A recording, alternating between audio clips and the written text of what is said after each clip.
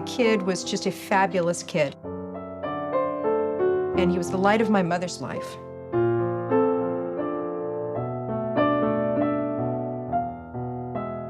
Ed was 15 when he was first beginning to show signs of not performing as well in school.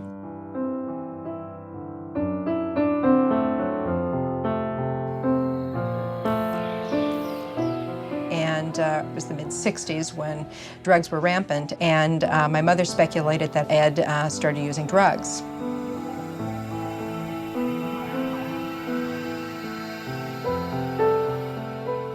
It was at that time then the turmoil in our lives started. Ed was taken to a psychiatrist, diagnosed as chronic schizophrenic. His diagnosis has not changed since that time, and that's been since 1968. Of course, at that time, it was the parents' fault, specifically my mother. That's what they kept telling her. And it wasn't just one psychiatrist, it was the entire industry. If my parents caused my brother's mental illness, why didn't they cause me to become crazy?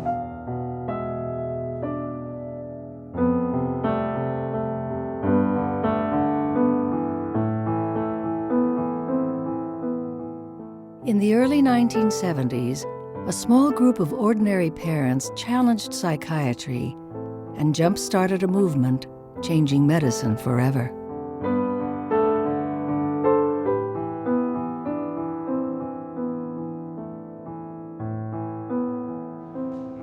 He was just a teenager, 16 or 17.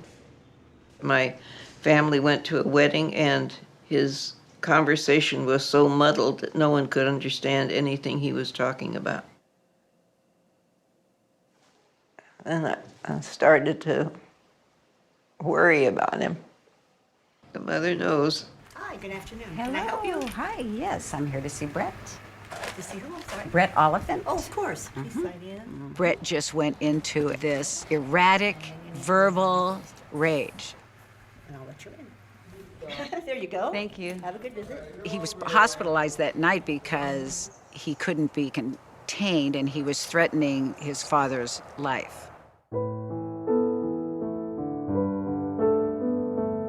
They said, well, it's your fault, you know. It's an overprotective mother and a disinterested father. Hey, Brettums. Did we catch you sleeping, honey? Did we catch you sleeping?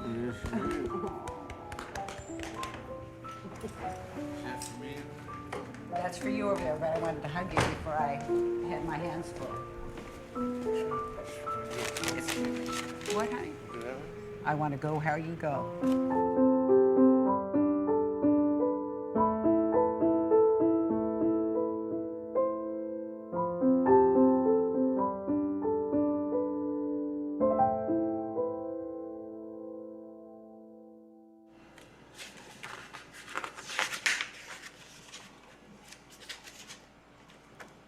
I was on the soccer team right here. That's my senior picture. I didn't have a lot of friends. It wasn't until he was in high school that Steve was really began to show psychotic symptoms. He could feel his brain breaking apart. He could look in the mirror and say, "Can't you see that my brain is coming out there?" And he could feel it going down his spine. It was pretty scary. I thought, this is the end. You know, my brain was decaying. I was going to die. I said, "There's nothing wrong with Steve. He's just spoiled." And I thought, Steve is in a locked ward of a county hospital, and there's nothing wrong with him, and he's just spoiled. And I thought, oh no, and it didn't give me much confidence in the professionals at that time. Vice versa.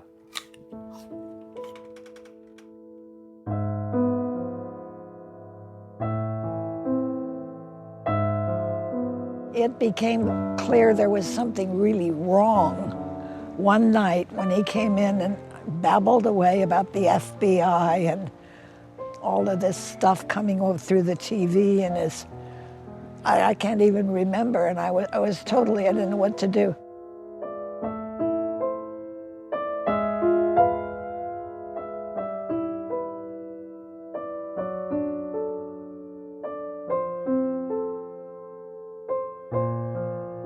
He kept saying, I don't ever want to hurt anybody.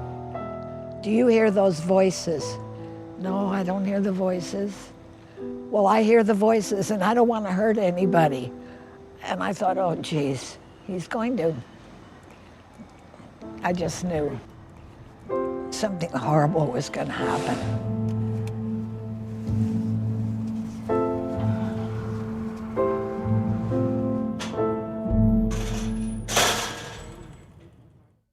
You're going to see firsthand how the seeds of insanity might be lurking this very moment in the sanctity of your own home. Leroy, you're going to have to talk to Morgan about coming in so late last night. The family is the setting in which mental illness, particularly schizophrenia, may occur. Why should I have to talk to her? After all, you're her mother. Morning. Hi. Good morning. You came home awfully late last night, Margaret. What we've found in these families is the parents, their battle gets mixed up with their disciplining of Margaret. All right, Margaret, that's enough. She could become a schizophrenic personality because of these pressures. That's what we're saying.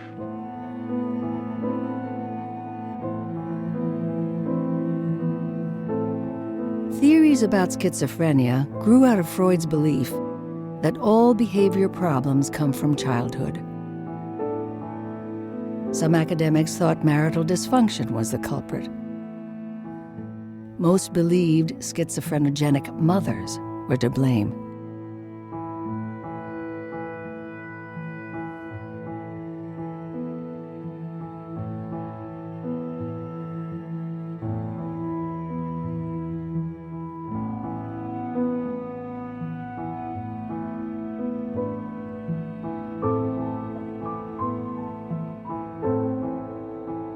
By the 1960s, medical textbooks presented these theories as fact.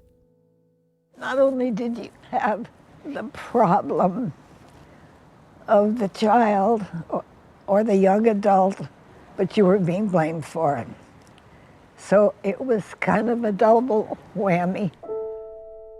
One time they had a group of patients and parents, and they asked this one mother to go sit in the middle of the floor.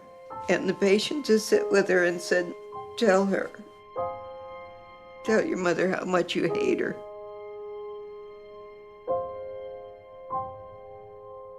This young doctor came out and said to me, is this your only child? And that was just the way she said it. And I said, no, we have 7 children. He's the 5th of 7. She said, oh. Hello. Hello. How you doing? Hi, Grandma. What would they presume? That she was mean to this one child? Hey, how you doing, pal? You're gonna have your first birthday pretty soon, huh? I remember a study of schizophrenic families. See, Uncle Steve. In which they were looking for the aspects of these families that had caused the illness. They would spend hundreds of hours with these families. The lead investigator in the study said, well, we haven't found anything in this family yet, but we're going to keep looking because we know there's something there. And it was that kind of thinking. But there was no evidence that any of this was true. And it didn't make any sense to me.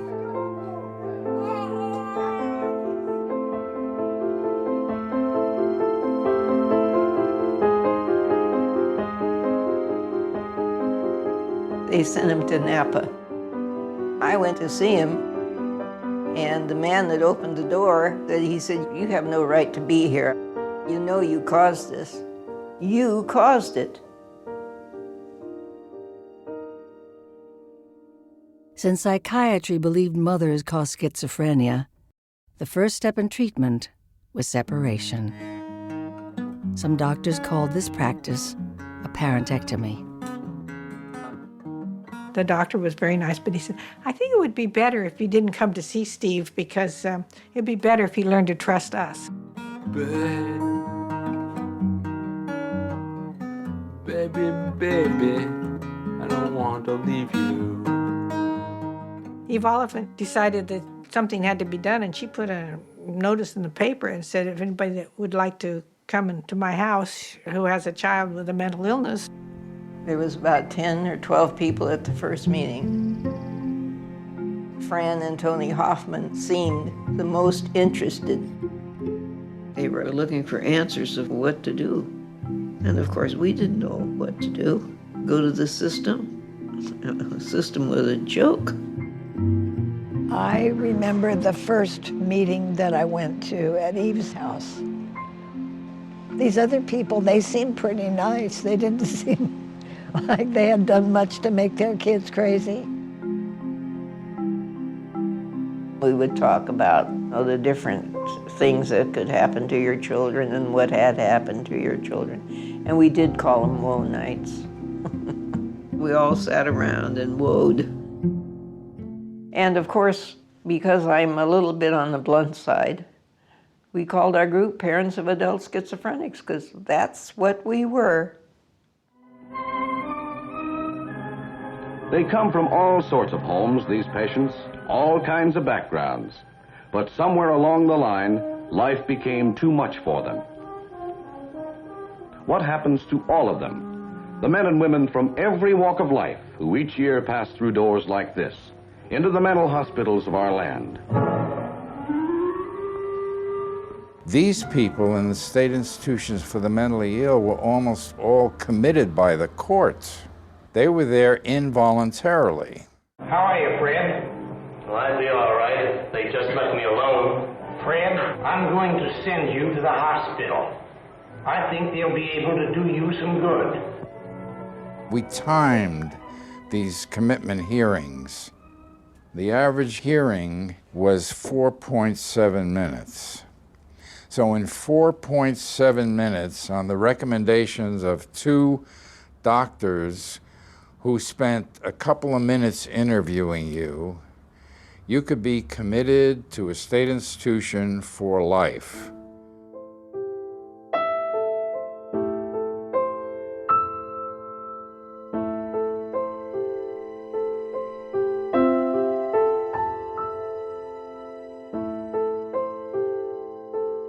Most of the time he was in a locked facility, and they would encourage my parents to go elsewhere, and then they would medicate him, heavily medicate him, and then they would put him through talk therapy. Not only did it not work, I think the evidence suggests that it probably made most people worse. But that didn't seem to stop the psychiatrist at that time. I remember when One Flew Over the Cuckoo's Nest came out, and people that I knew that I had been to a real-life facility, and they asked me about it, and I said, well, that's nothing like real life. In real life, there isn't just one Nurse Ratched. There's a whole bunch of Nurse Ratcheds. And if somebody was in crisis, they readily restrained them, 4-point restraints. It was a dangerous situation. A lot of people died face down in 4-point restraints. They might over-medicate them just to keep them under control. And people would have seizures if they were over-medicated.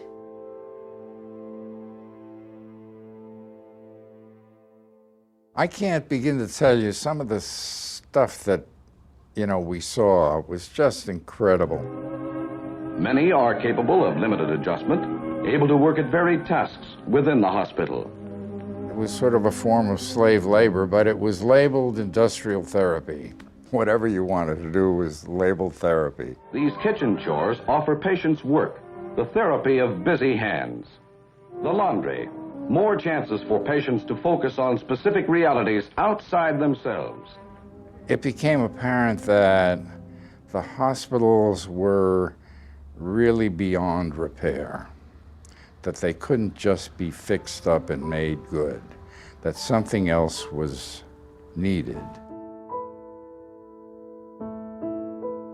In the early 1970s, California became the first state to get rid of lifelong commitments, shut down hospitals, and send patients back to communities. Parents loved the idea that children would finally get treatment close to home.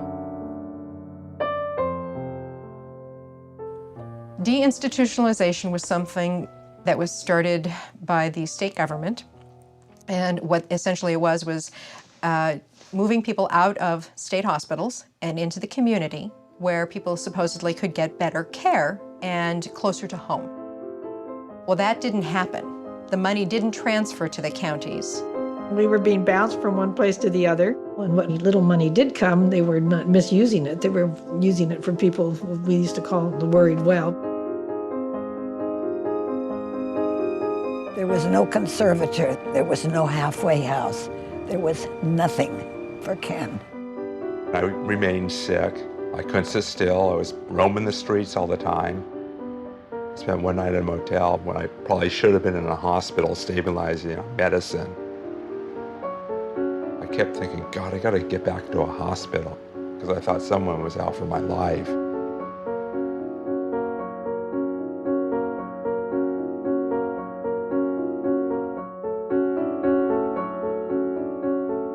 I was psychotic. I had high levels of anxiety, depression, withdrawn into myself, and everything seemed really bleak and hopeless. One of the rules was that if your child came to your front door, to not let him in your house. That's one of the most painful things, is to think you turn your own kid away. After 40 years, it still hurts.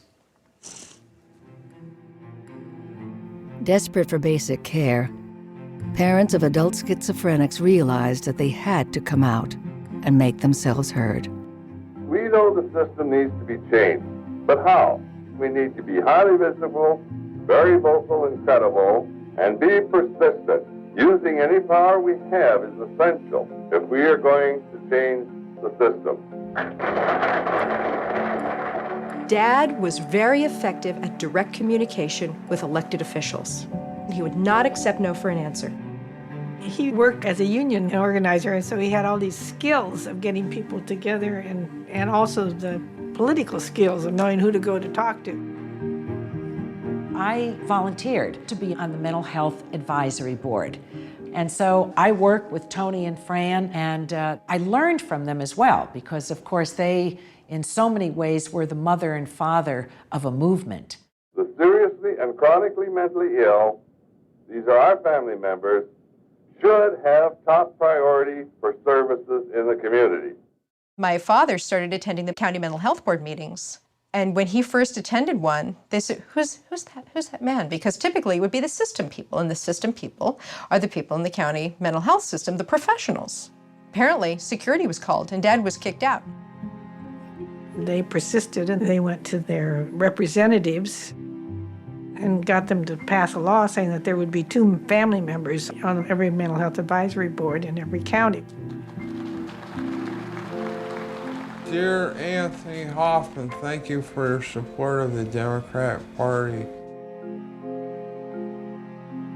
My father, my dad, real great guy.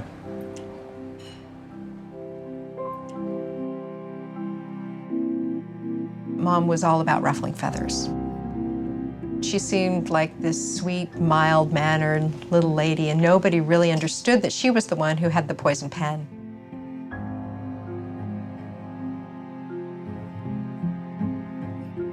She was very famous for her newsletters, and the things she would put in the newsletters were considered pretty on the fringe.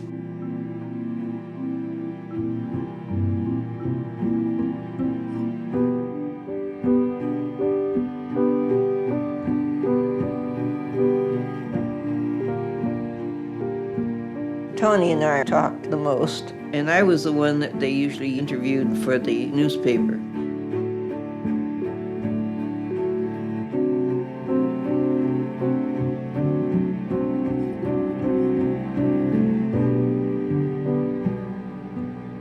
It is time to bring in the new ideas, new methods, and new attitudes about caring for the mentally ill.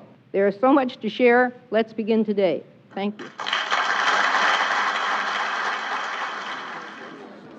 I had gone to a meeting of the Mental Health Advisory Board to see where we stood in terms of who was going to be cut. During the meeting, these three people stood up.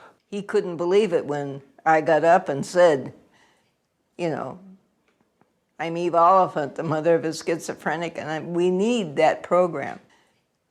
Mom and Dad worked very closely with Dick Lamb, and he was one of the first people that was a professional that was sympathetic to the family situation.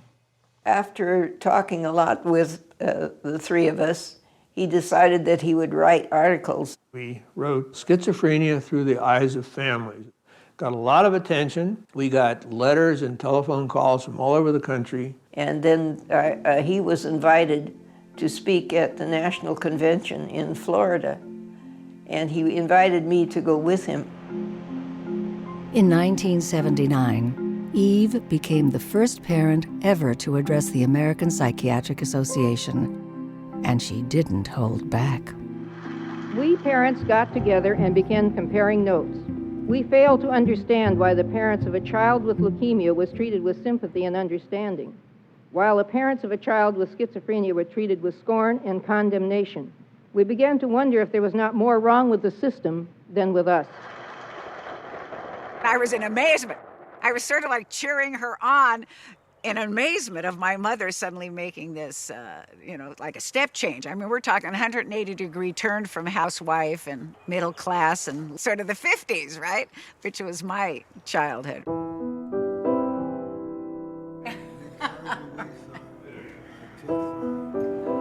Brother. Sister. Sister. While parents made inroads with psychiatrists, they hit roadblocks with politicians.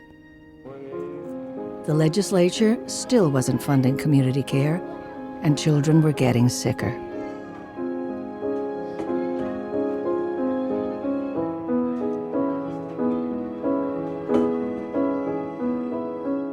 I tried to get help any way I could, and I tried talking to the police.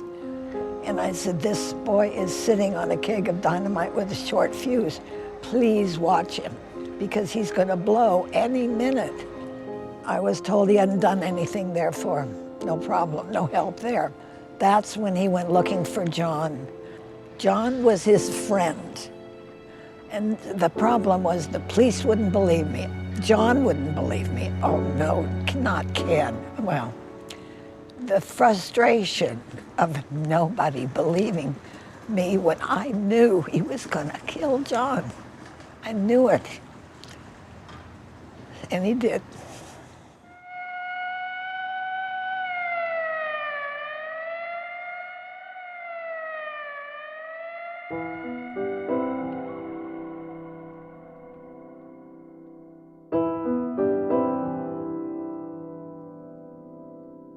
He's been in the hospital ever since.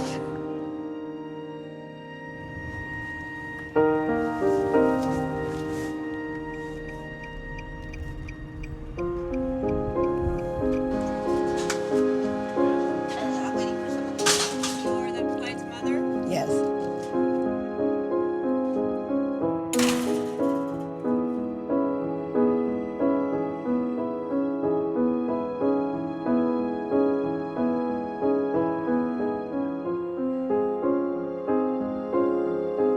The only reason Ken was ever able to get any treatment was because he committed a horrible crime. Without committing a crime and getting caught committing the crime, there was no treatment.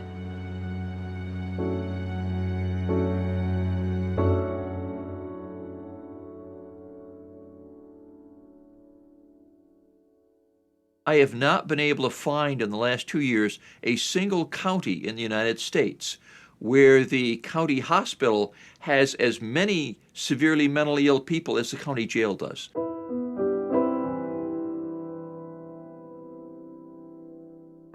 If a third of the jail population had Alzheimer's disease today, people would be outraged. They'd say this is absolutely inhumane. People with Alzheimer's disease don't belong in jails. This is equivalent to what we have with schizophrenia and bipolar disorder.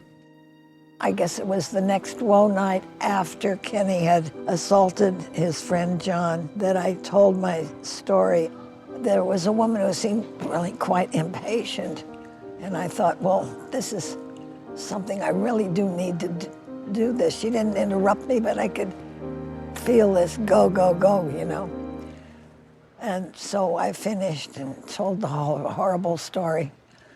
And the woman said, my son killed himself. Oh, my God. 2 of us in one night. That was woe night.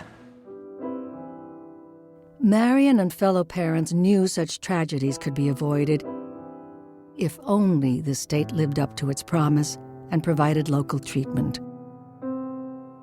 Tony knew that their small group needed more political power.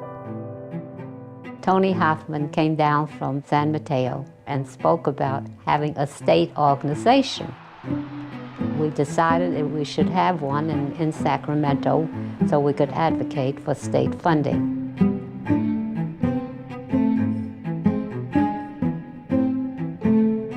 We took our activism any place that called on us. We did march up and down protesting the care. And they knew these illnesses inside and out. They could debate doctors. They were as sophisticated as they come. We sat in the governor's office all night. We just decided that it would make some impression. A bunch of fairly normal parents fighting for our children. Brought our sleeping bags and laid out on the floor and had a really miserable night. We forced ourselves on them. We went to everything. They said that we were too aggressive, too pushy, too noisy, too demanding. Yeah. Yes, we were. Housing in California for the mentally ill as dreadful to atrocious. It's pretty obvious that our work is cut out for us. This is a magic theater here. It shows that. Everything here is from the magic theater, including that thing. The floor is, the lights are, the ceiling is, and that the crack is. There was no housing for mentally ill, for the chronic, young, mentally ill. They were the least desirable, and they had to be the ones that were revolved in and out, in and out, in and out.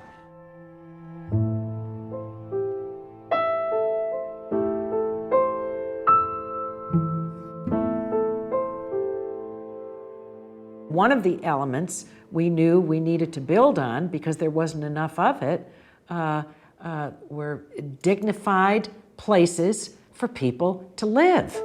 I knew that I had to do something, so I said, well, maybe I'll get on the committee to get a halfway house going. Because, see, that would have been something good, too, for Ken. Parents pooled their resources and bought a house for a group home. We ran it for 6 mentally ill, with the rule that they did not have to move out of that house if they were comfortable there. And for many years, we had the same people. The home provided such relief that PAS built a whole network of houses.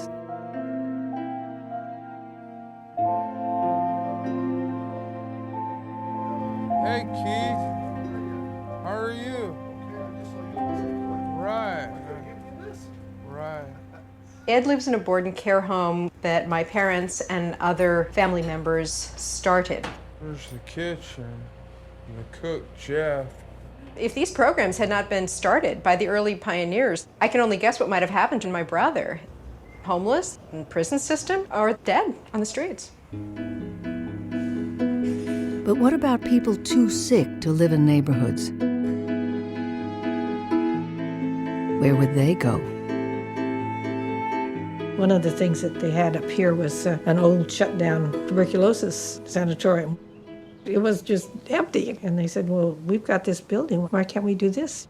And so Tony Hoffman went down to the Board of Supervisors and talked to them, and they were the ones that got this facility, Cordilleras, going.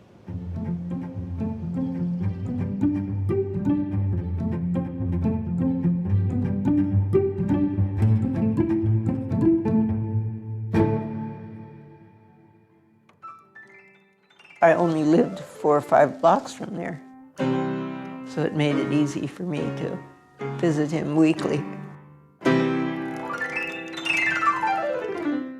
Actually, this is the best hospital I've ever been in. This is the most comfortable one because you can't hear everything next door. The neighbors make little networks and everything and dash and have this fish swim by the light and direct telephone transmissions at your brain. They got all that equipment fighting with the guys in the board and care homes. Through the 1970s, deinstitutionalization spread across the country.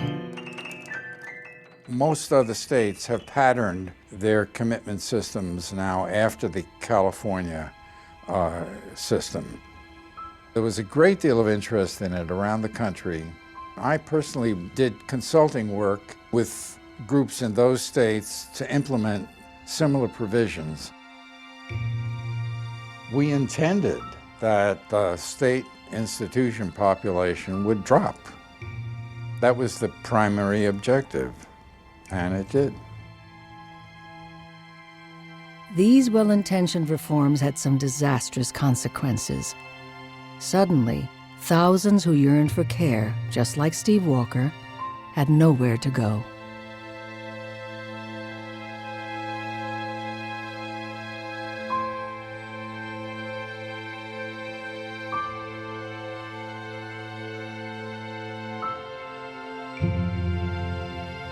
St. Elizabeth's Hospital, actually, some of the empty buildings were used for a number of years as a center for the homeless during the winter.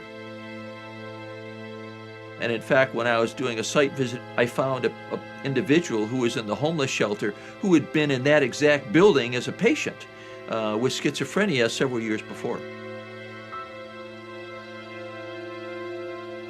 People ask where all of these mentally ill people came from. And it's important to remember that prior to 1960s, they were mostly in the state hospitals. All of these people who were in the state hospitals are now in the community. You're much more aware of them. They're much more visible. They're on the streets. They're in the shelters. They're in the jails. It's not that these people didn't exist before. They're just in a different place. Parents in every state felt helpless. We got hundreds of letters from parents asking for help. We sent out how to start parents groups all over the United States. Just like in California, they drove to other counties to help start affiliates and help train them. They started doing that in other states as well. They would volunteer to go to all kinds of places. And what Tony Hoffman said to me was, you go wherever you're going to get support, you work with whoever is going to help you, and you build alliances.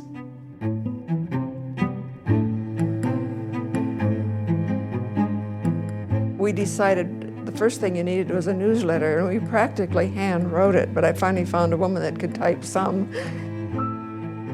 Family members would say, well, here's what has worked for me last week.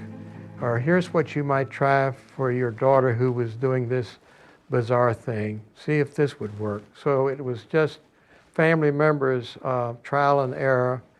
And for some, it was just a chance to come and unburden yourself and come up for air and then go back.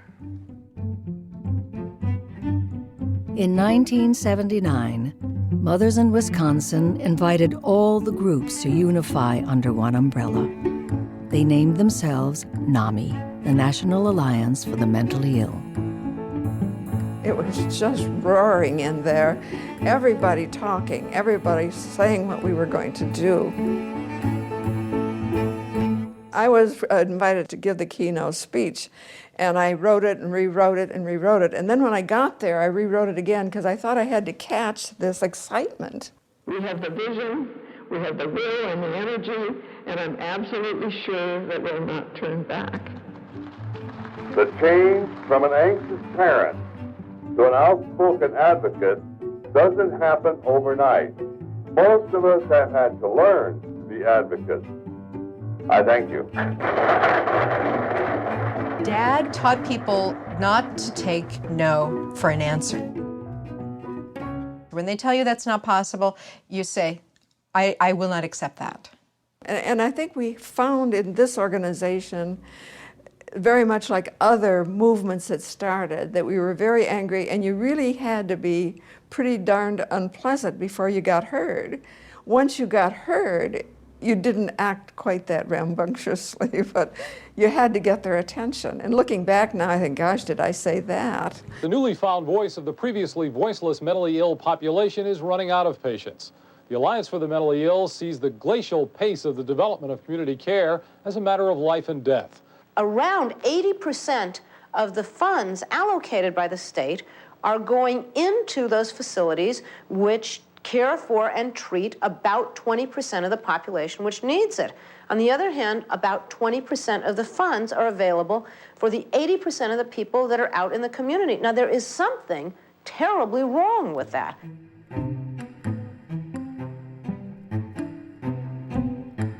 Families took their battles straight to Capitol Hill, recruiting allies and fighting for change. Congressman Waxman turned me over to his staff in Washington, and they taught me all about where all the funding comes from. You have to have the money, and you have to know where it comes from so you know where to go and testify and advocate. It was interesting because the legislators did not want to talk to the psychiatrist, they wanted to talk to me. We weren't being paid, we were just there because we wanted our loved one taken care of. I can tell you, if there were anyone of their ability that were to be hired and walk the halls of Congress, they'd be making hundreds of thousands of dollars now. That's what those lobbyists would probably charge. That's how good they were. Two other men and I had the opportunity to fly to Washington, where we each gave 5 or 10 minutes of testimony. And I was talking about the need for group homes for the mentally ill in America. Nothing came of that from the standpoint of Washington action, except one very dramatic thing. A few weeks later, a schizophrenic shot Reagan a few blocks from where I was giving testimony. Mr. President.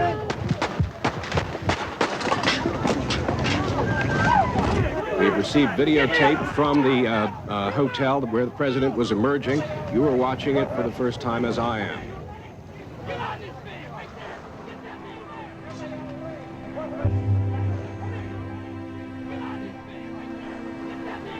Meanwhile, John Hinckley, the young man charged with the shooting, was being held in tight security in the brig at the Quantico, Virginia Marine Base. Hinckley is due to have a psychiatric examination tomorrow and to be formally arraigned on Thursday.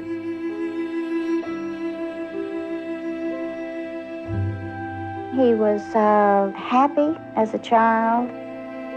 We had a close-knit, loving family. That's what was so strange about the way it turned out. And we asked the doctor over and over again, is he sick or is he immature? And what the doctor What is the matter? He said, if it were my son, I think I would send him $100 and tell him goodbye. And I suggested that he go to the YMCA to get a room, which he didn't want to do. And I said, okay, you're on your own. And so we parted ways, and that was the last I saw of him until after the shooting.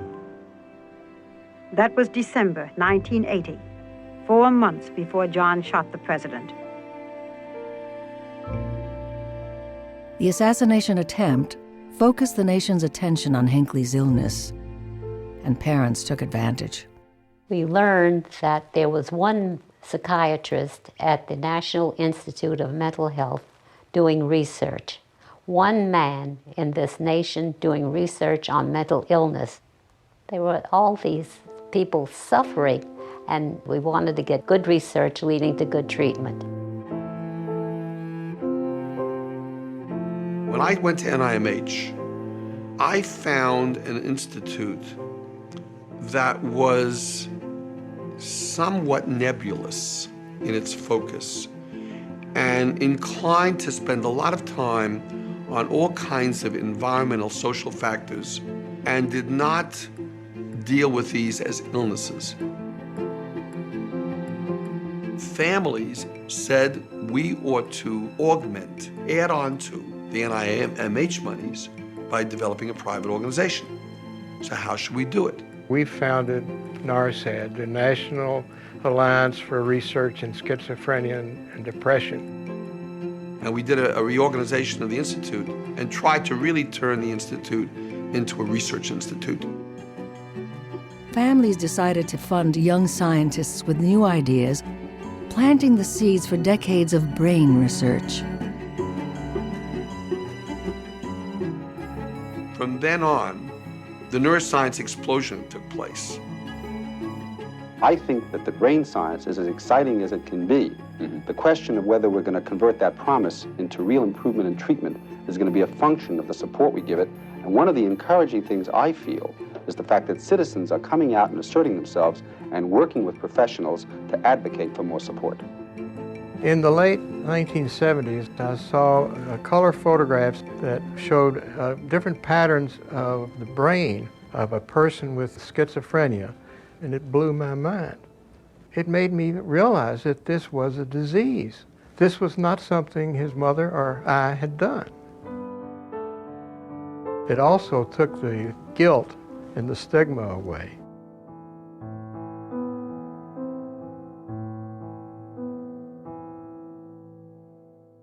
E. Fuller Torrey may be doing more work on the issue of the mentally ill with special emphasis on schizophrenia than any other person alive.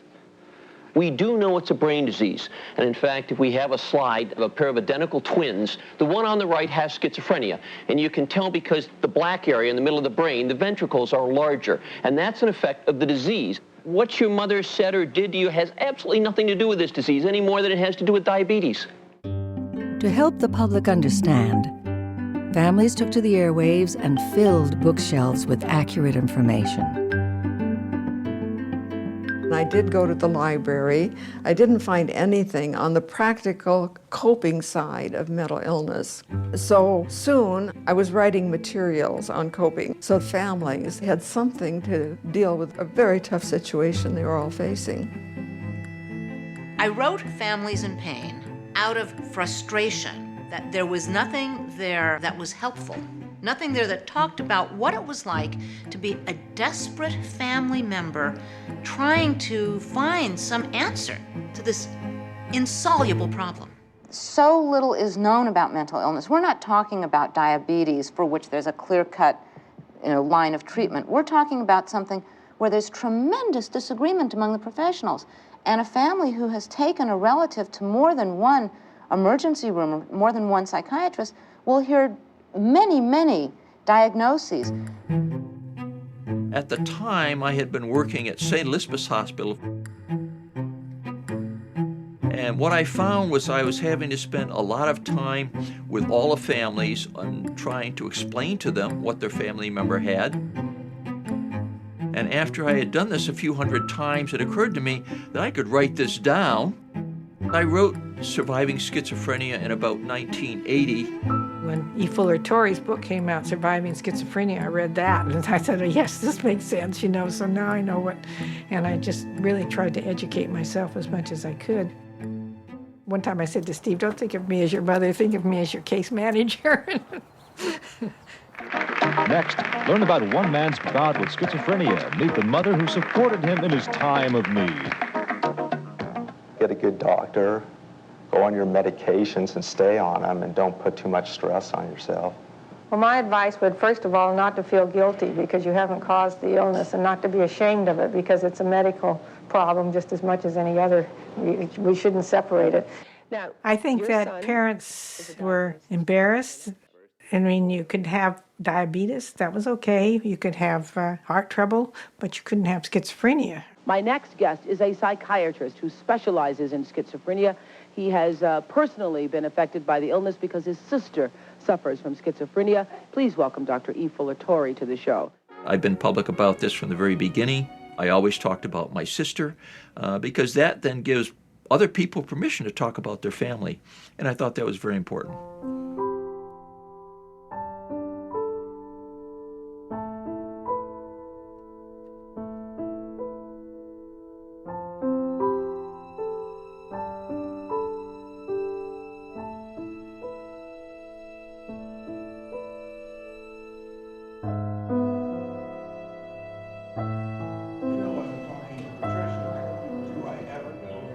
It's difficult to see the mentally ill with the fullness of their humanity and to remember them. And so when I am with Brett, I attempt to feel that feeling of him, not as he's sick, but that Brett is my brother, and to come to him with that feeling of when I hug him and love him.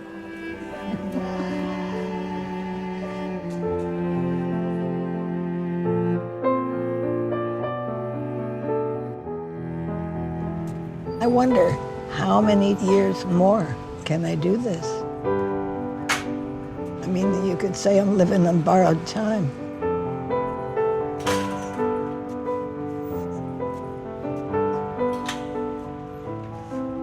By the 1990s, medicine started to get it right, and the term schizophrenogenic mother disappeared from textbooks for good.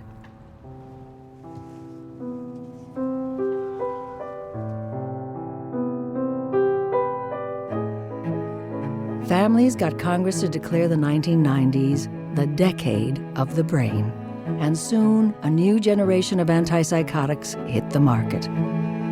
This was the first medication breakthrough in over 25 years. Well, I ran into a mother that I knew in the parents group who said her daughter had a job, and I was just thrilled. So some do recover enough to live a decent life.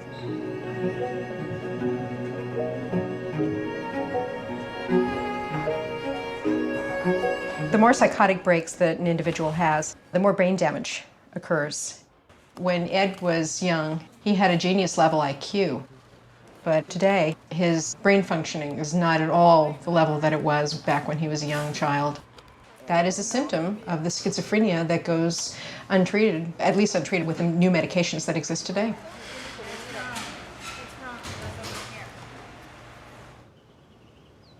We'll bring Ed back by, what time is curfew time? 9.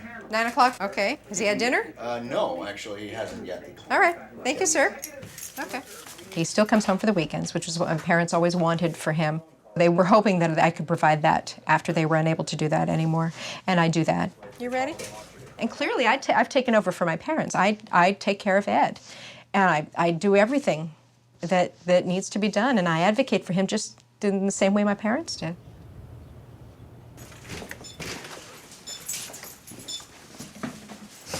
Are we going to a restaurant? No, I don't think so. We'll stay inside and have something to eat. What do we have? Oh, we have some chicken and some frozen pizzas and some potato salad.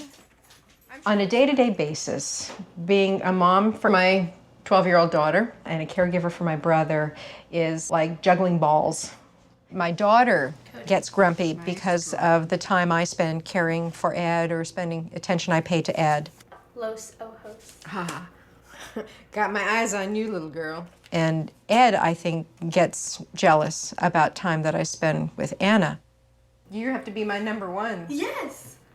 I mean, Ed's your number 2, and you can't have a number 3. So, it's number 1 and number 2, so. The two of them have become more sibling-like, and they have their own relationship all unto themselves. Okay, go. And I'm very happy that it exists. Ready, go ahead.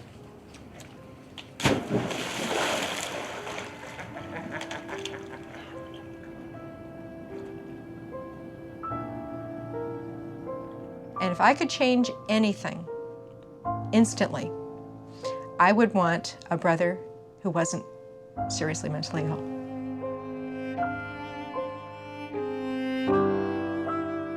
That is one of the saddest things I can think of, is what my life would be like if I didn't have Ed mentally ill. My daughter would have cousins And she doesn't have cousins because I have a brother who suffers from schizophrenia.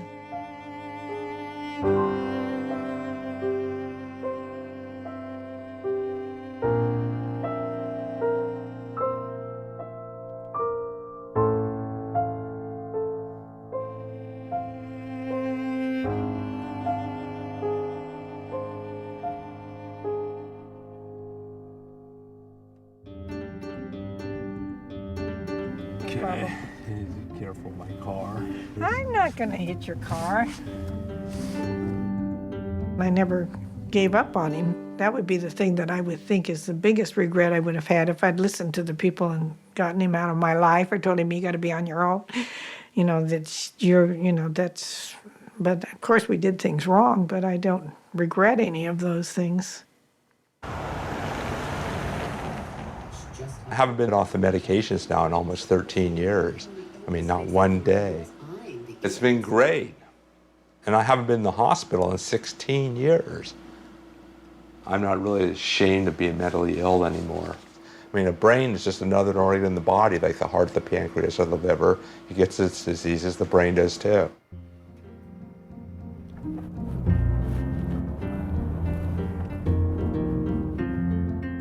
I work at this nonprofit that takes care of people who have psychiatric disabilities.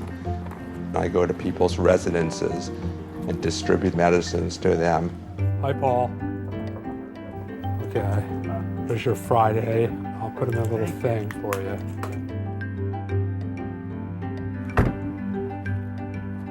Okay.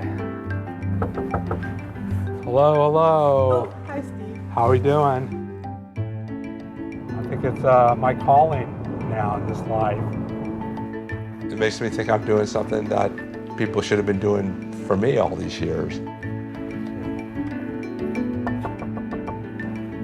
How you been? All right, and you? What did you do today? Anything interesting? No. There you go, she got the medicine there. Okay, have a nice evening. Okay, I'll see you next week. Bye-bye. Bye-bye.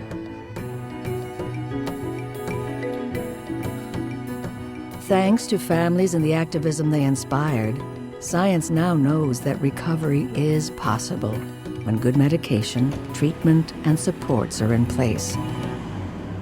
The next challenge is finding a cure.